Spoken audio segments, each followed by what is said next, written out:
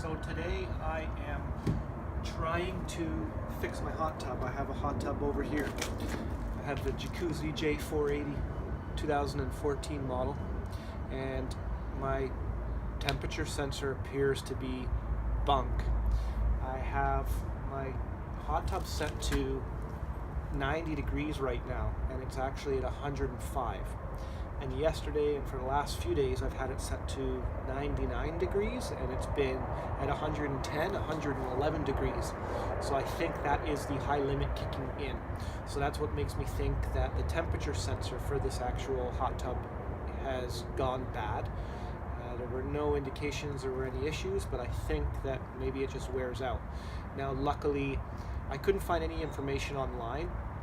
Luckily I went to the Jacuzzi store that's in Whitby by my house, and I was helped by the associates there.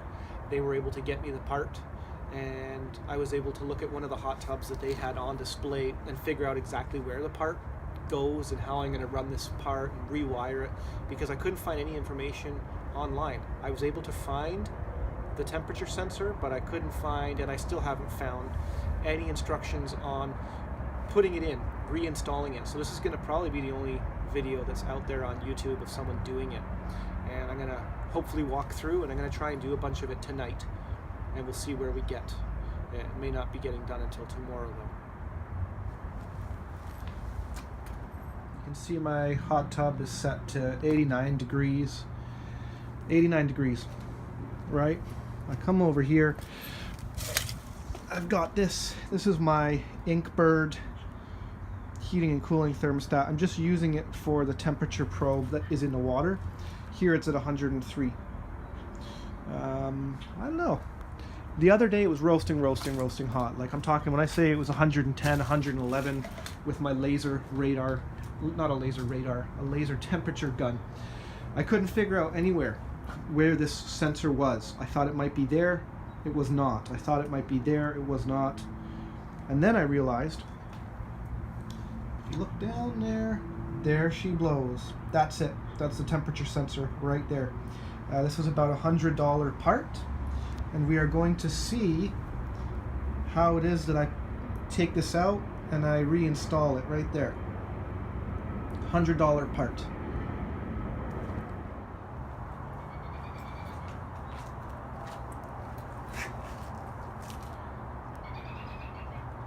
So the first thing I'm going to have to do is I'm going to have to remove the panel and take a look. I know that there is the spa pack right here behind. Sorry about the birds, it's springtime. So I'm going to have to remove whatever it is, 8 screws from here, and quite possibly remove the side panel here, because what I was able to see at the Jacuzzi store was that it plugs into the spa pack, the cable runs up, it runs along, and then it runs down into a tube. So we're going to see how this all works out as I go. Wish me luck.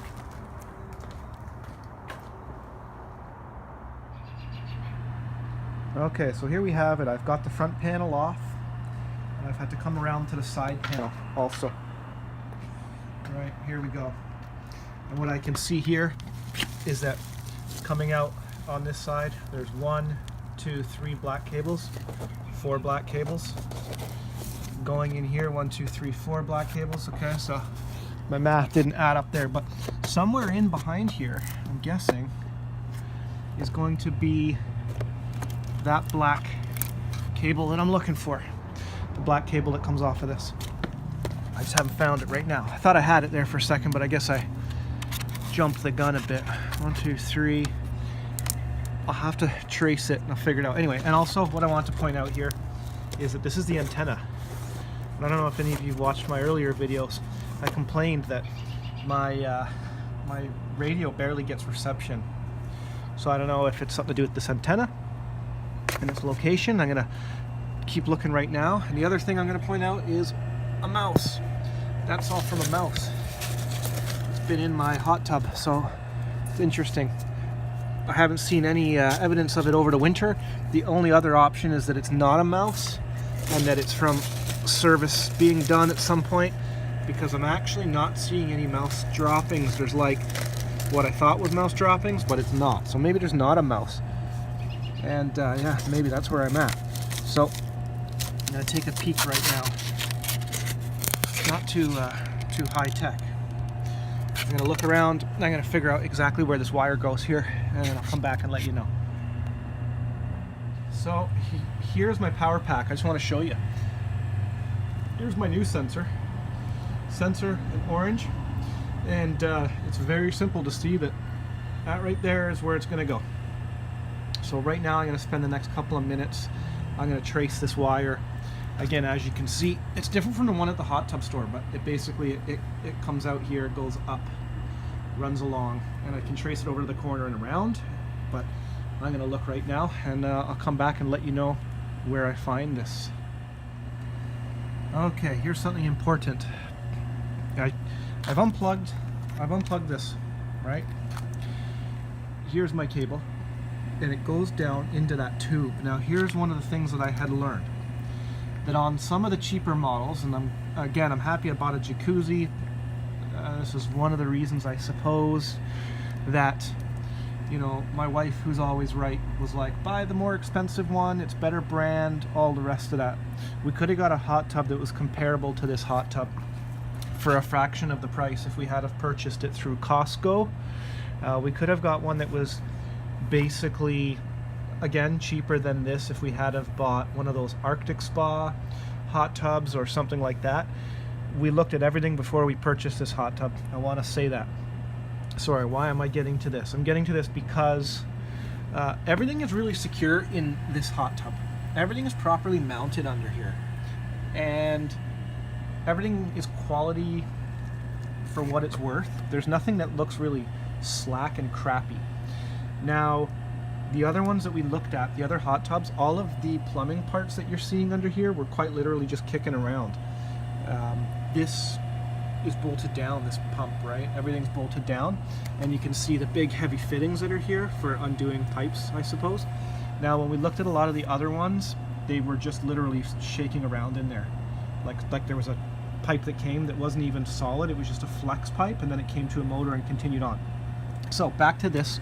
This is really neat because this pipe, right, runs through the insulated foam that's under here, and it runs all the way around, and it runs back underneath. I actually believe that was that the pipe that I was messing with? Yeah.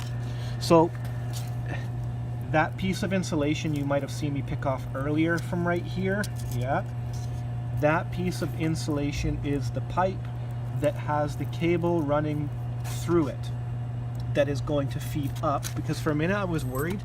Again, good quality, look at that. That is solid insulation, right? That's this stuff here.